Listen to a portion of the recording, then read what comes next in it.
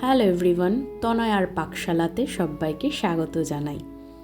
এরকম ঠান্ডার মরশুমে যদি এরকম একটা রেসিপি পাওয়া যায়, ছোট থেকে বড় প্রত্যেকেরই ভীষণ পছন্দের। তোমাদের সঙ্গে আগেও একটা এরকম রেসিপি শেয়ার করেছি, সেটা অবশ্যই গুড়ের।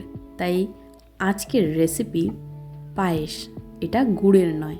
চলো দেখো, এখানে একটা আমরা পাত্র নিয়ে নিয়েছি আর নিয়েছি 1 লিটার মতন দুধ, আর কিছু নিয়েছি গোবিন্দভোগ চাল, এই 100 গ্রাম মতন। দিয়ে দিলাম 2 চামচ মেপে গাওয়া ঘি। এবার এই চালটাকে 5-7 মিনিটের জন্য এইভাবে মাখিয়ে রেখে দেবো। ততক্ষণে কিন্তু আমরা দুধটা জাল হতে দেব। দেখো, খুব ভালো করে এইভাবে গোবিন্দভোগ চাল ঘি দিয়ে মাখিয়ে রেখে দিলাম। এবার গ্যাসের উপরে বসিয়ে দিলাম একটা ডেচকি, যার মধ্যে এই সম্পূর্ণ 1 লিটার দুধ আমরা দিয়ে দেবো একটা তেজপাতা আর দেব 2টো এলাচ।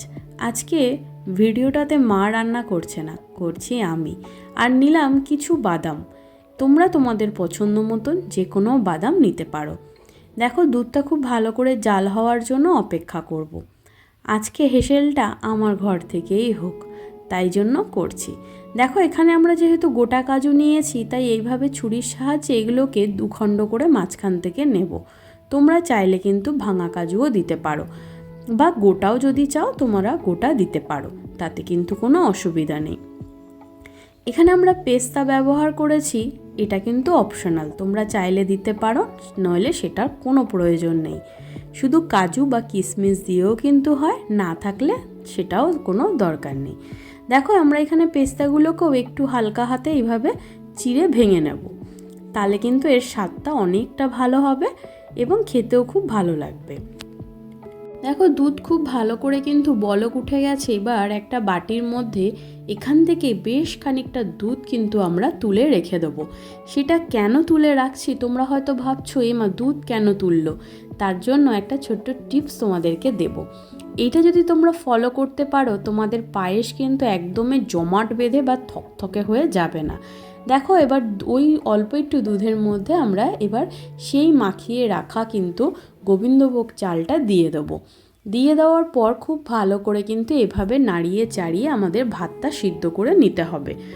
এবার আমরা ততক্ষণে এখান থেকে কিছু কিশমিশ সরিয়ে কাজুর মধ্যে দিয়ে দেবো, কারণ কি না, এখানে আমরা আমন্ড বাদামগুলোকে একটু কুচি কুচি আমাদের করে নিতে হবে। দেখো, ততক্ষণে দুধ খুব ভালো করে ফুটতে থাকুক, আর এর মধ্যে দিলাম সামান্য একটু নুন। মা বলে মিষ্টান্নতে নুন না দিলে নাকি ব্যালেন্সই হয় না, তাই আমিও সেই পথেই চললাম। আবারও খুব ভালো করে একটু নাড়িয়ে নিতে হবে। পায়েস যত নাড়াবে ততই ভালো, নইলে নিচে ধরে গেলে কিন্তু সেটা খেতে ভালো লাগবে না। দেখো, আমন্ড বাদামগুলোকে আমরা এইভাবে গোল গোল করে কিন্তু কেটে নেব। তোমরা চাইলে এগুলোকে আর একটু লম্বা লম্বা করে কুচিয়েও নিতে পারো। আমরা এইভাবে গোল গোল করে কেটে নিলাম। দেখো, এতে মুখে পড়লে খুব ভালো লাগবে, আর আমরা যেহেতু এই বাদামগুলোকে একটু ঘিতে টস করে নেব, তাই জন্য এইভাবে কুচিয়ে নিচ্ছি। চলো, ততক্ষণে আমরা দেখিয়ে দিই, আমাদের পায়েস কিন্তু বেশ খানিকটা গাঢ় হয়ে গেছে, আর সাইড থেকে কিন্তু বাদাম সরছে। তোমরা সেটা ফলো করলে? ওকে। তারপর দেখো, খুব ভালো করে এইভাবে নাড়িয়ে নিতে হবে। তোমরা কিন্তু মাঝে মাঝে একটু নাড়িয়ে নিও, পায়েস কিন্তু নিচে লেগে গেলে একদম ভালো লাগবে না। দেখো, আমরা যে দুধটা তুলে রেখেছিলাম তার মধ্যে আবার একটু সরও পড়েছে, সেই সরটাও এর মধ্যে দিয়ে গ্যাসের ফ্লেমটাকে কিন্তু একদম লোতে রেখে আমাদের কন্টিনিউ এভাবে একটু মাঝে মাঝে নাড়িয়ে কিন্তু দেখে নিতে হবে, যাতে তলা থেকে লেগে না যায়। এখানে আমরা চালটা একটু চেক করে নেব। এখনও কিন্তু একটু দানা দানা আছে, তার মানে আমাদের চালটা এখনও ভালো মতন সিদ্ধ হয়নি। পায়েসে কিন্তু চিনি সবার লাস্টে দেওয়া হয়, মিষ্টি দিলে কিন্তু এই চাল আর সিদ্ধ হবে না, তাই জন্য চিনির ব্যবহারটা কিন্তু আমরা একদম লাস্টে করব। তোমরা আশা করি দেখে বুঝতে পারছো কতটা থকথকে হয়ে গিয়েছে। এবার তোমরা হয়তো ভাবছো, এবার তাহলে কি হবে? এই এত থকথকের মধ্যে চালটা কি করে সিদ্ধ হবে? সেই জন্যই তো আমরা কিছুটা দুধ তুলে রেখেছিলাম। 50% দুধ এর মধ্যে অ্যাড করলাম, দিয়ে আবারও ভালো করে এবার নাড়িয়ে নেব। আর এখানে কিন্তু চালটা সিদ্ধ হওয়ার জন্য এবার ছেড়ে দেবো। আস্তে আস্তে এই দুধের মধ্যে কিন্তু দেখো, চাল খুব ভালো করে সিদ্ধ হয়ে গিয়েছে, আমরা চেক করে নিয়েছি। এবার বাকি যে দুধটুকুন আছে সেটাকে এবার দিয়ে দেবো। ততক্ষণে দেখো সেই আগের কনসিস্টেন্সি থেকে কিন্তু এখনও অনেকটা পাতলা রয়েছে। এবার বাকি দুধটুকুন দিয়ে দিলাম। ব্যাস, এবার তো আর দুধ টেনে নেওয়ার কোনো সম্ভাবনা থাকবে না। পায়েস কিন্তু ভীষণ পাতলা, আবার খুব গাঢ় হয়ে গেলে কিন্তু খেতে একদমই ভালো লাগে না।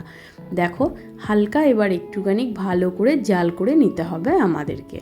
এই সময় গ্যাসের ফ্লেমটাকে মিডিয়াম টু লোতে রেখে কিন্তু করলেই যথেষ্ট, আর পুরো লোতে রাখার কোনো প্রয়োজন নেই। এবার আমরা অন্য চুলার মধ্যে একটা ছোট্ট কড়াই বসিয়ে নিলাম। ততক্ষণে এর মধ্যে আমরা দেখো চায়ের কাপ মেপে দিলাম অল্প একটু চিনি। এখানে আমরা 100 থেকে 150 গ্রাম মতন চিনি ইউজ করেছি। এখানে কিন্তু খুব বেশি চিনি দেওয়ার কোনো প্রয়োজন নেই, মিষ্টতাটা সম্পূর্ণ তোমরা নিজস্ব চয়েস অনুযায়ী দিও। এখানে আমরা চিনি দিয়ে আজকে রেসিপিটি করলাম। সেদিনকের রেসিপিতে মা দিয়েছিল নলেন গুড়। যদি তোমরা সেই ভিডিও দেখতে চাও, ডেসক্রিপশন বক্সে লিঙ্ক দেওয়া থাকবে, দেখে নিও। কড়ার মধ্যে 1 চামচ মতন দিয়েছিলাম ঘি, আর সম্পূর্ণ ড্রাই ফ্রুটগুলোকে এর মধ্যে দিয়ে খুব ভালো করে একটু টস করে নিতে হবে আমাদের। দেখো খুব বেশি পোড়া পোড়া বা খুব বেশি ব্রাউন করে ভাজার কিন্তু কোনো প্রয়োজন নেই, হালকা একটু নাড়িয়ে চাড়িয়ে নিলেই যথেষ্ট। এবার এগুলোকে একে একে এই দুধের মধ্যে কিন্তু সম্পূর্ণটা আমরা দিয়ে দেবো। দেখো সম্পূর্ণটা আমরা এর মধ্যে দিয়ে দিলাম।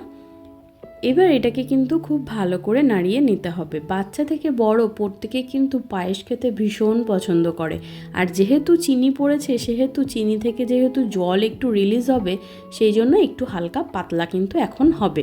তাই গ্যাসের ফ্লেমটাকে বাড়িয়ে 5 মিনিট মতন কিন্তু একটু জাল করে নিলেই যথেষ্ট। এবার দেখো আমরা ওপর থেকে যে গার্নিশিংয়ের জন্য যে বাদামগুলো রেখেছিলাম সেগুলোকে সেই কড়ার মধ্যেই আবার একটু দিয়ে হালকা হাতে নাড়িয়ে নেব, তাহলেই হবে। খুব বেশি সেগুলোকেও ভাজার কোনো প্রয়োজন নেই। এখানে দেখো আমরা সেগুলোকে ভেজে তুলে রাখলাম। এবার আমাদের পায়েস কিন্তু একদম রেডি। গ্যাসের ফ্লেমটাকে বন্ধ করে দিলাম, আর ওপর থেকে ছড়িয়ে দিলাম গার্নিশিংয়ের জন্য ড্রাই ফ্রুটগুলো। ভিডিওটা ভালো লাগলেই অবশ্য ছেড়ে যাওয়ার আগে চ্যানেলটা সাবস্ক্রাইব করো, পাশে থাকা বেল আইকনটি প্রেস করো, যাতে নতুন নোটিফিকেশান তোমাদের কাছে চলে আসে। কমেন্ট সেকশন খোলা রয়েছে, কমেন্ট করো, জানাও তোমাদের কেমন লাগছে এই রেসিপি। দেখা হচ্ছে আরেকটা রেসিপির সাথে। আমি আমার মা ফিরে আসছি। Thank you.